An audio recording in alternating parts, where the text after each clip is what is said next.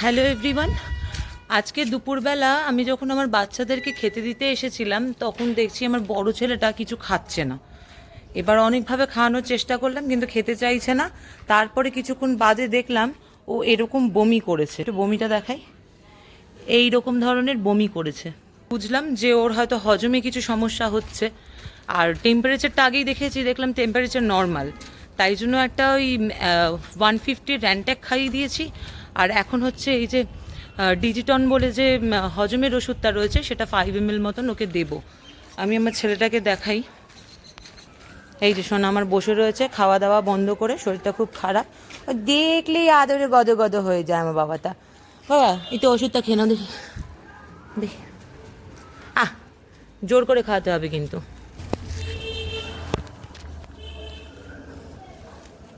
এদিকে এদিকে আগার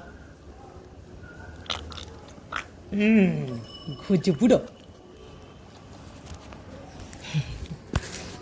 আচ্ছা পালিয়ে লাভ নেই, আর দেবো না। ওরে বাবা কি সব খাই দিলি।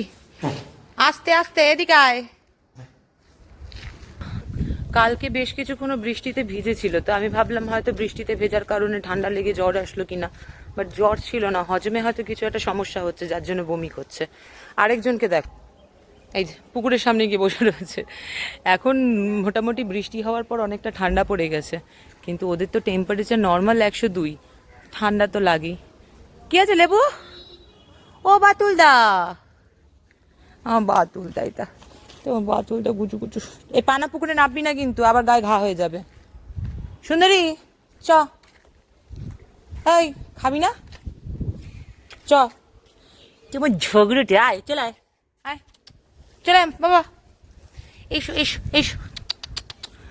তো আছো আছো, আর ন্যাকামি করতে হবে না, আসো আয় আয়, চলে আছো।